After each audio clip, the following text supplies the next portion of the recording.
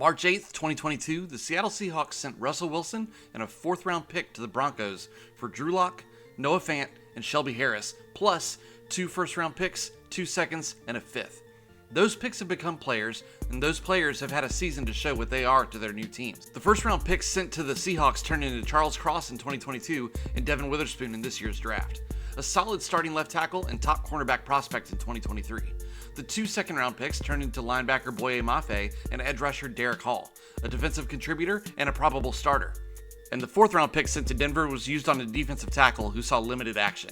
So, it would appear that Seattle won this trade in a landslide. But what if it never happened? Multiple sources have reported that last offseason, the Eagles and Seahawks had a deal basically agreed upon to send Russell Wilson to Philadelphia before Wilson turned it down with his no-trade clause. This, no doubt, would have sent Jalen Hurts to Seattle, and the entire NFL landscape would look completely different today. This would obviously affect the teams that are in the trade, but I think the butterfly effect goes far beyond just the Eagles, Seahawks, and Broncos.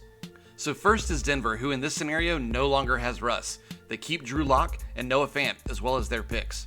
Last season probably looks very similar from a record standpoint as it did with Wilson. Drew Lock certainly could have thrown for 16 touchdowns and 11 interceptions to match the actual stats of Russell Wilson last season. Let's say that the Broncos end up going 5-12 in this scenario as well. Then you're looking at the Broncos owning their 5th overall pick and possibly trading up to get one of the top 3 quarterbacks, which leaves the Colts out in the cold. The safest bet is they end up with Anthony Richardson. The Broncos likely end up keeping Nathaniel Hackett around for another season because it wouldn't be fair to hold him accountable for Drew Lock only winning 5 games.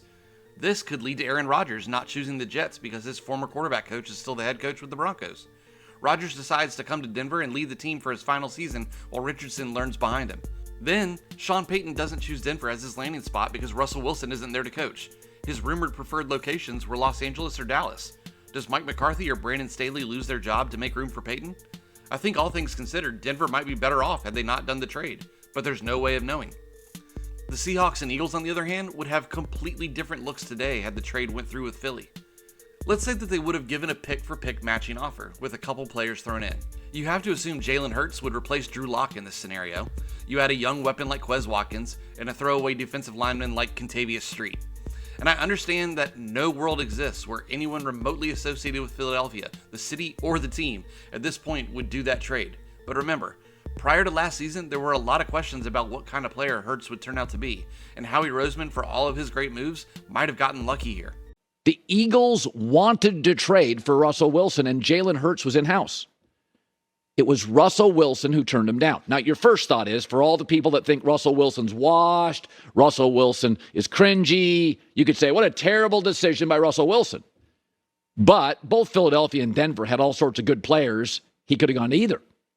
But Russell Wilson turned it down. But what it really shows is the Eagles already had Jalen Hurts in-house and were ready to bail on him. But back to the trade. You then add the 2 firsts, 2 seconds, and a 5th. Let's look at where those picks would have been in 2022 for Seattle.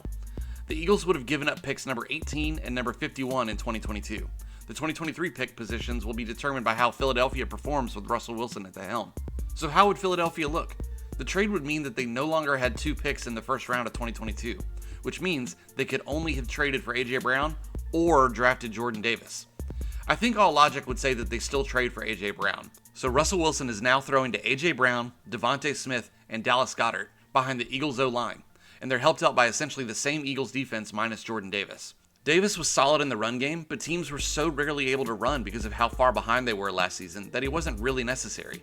So the real question would be, was Russ the problem in Denver, or was it Hackett? Because if it was Hackett, and Russ gets to cook in Philly, then maybe it's a similar outcome for the Eagles. However, I think it's definitely a mixture of both of them being the issue, and there's no way that Wilson leads the Eagles to a 15-2 record in the regular season and all the way to a Super Bowl appearance. Hurts was just way too good. So being as realistic as I can be, I'd have the Eagles going 10-7 with a wildcard berth and perhaps one playoff win. This would make their first round pick in 2023 be around number 20, and second round pick would be somewhere around 55. So it's also a different outlook and draft strategy coming into this year. The Eagles would no longer have 2 firsts in 2023, and might even have to consider a quarterback as a contingency plan. Philly fans are for sure glad that Wilson turned them down knowing what they know now. The Seahawks, though, how would they feel? I know one Seahawk in particular that might not be happy. Geno Smith's resurgence might not have ever happened if Jalen Hurts were in Seattle. Entering training camp, Drew Lock was the projected starter for the Seahawks, but was beat out by Geno by the time preseason had started. I doubt that happens if Hurts is involved in the quarterback competition. So Geno continues being the backup and maybe plays in spot duty at the end of the season. Their 2022 season would be very similar, if not even better, with the new quarterback, and I bet they make the playoffs considering they were just one game out in reality. Hurts also brings enough with his legs that the offensive line deficiencies wouldn't be as glaring, and his ability to make plays off script would be a huge weapon with targets like DK Metcalf and Tyler Lockett getting open downfield. Pete Carroll also knows how to call plays to the strength of his signal caller, so you can bet Hurts has a similar success as he did in Philadelphia. Their 2023 picks from Philly are 20 and 55, so they end up still picking Jackson Smith and Jigba, but instead of their Witherspoon pick at number 5, they end up reaching for Joey Porter Jr. with their own pick.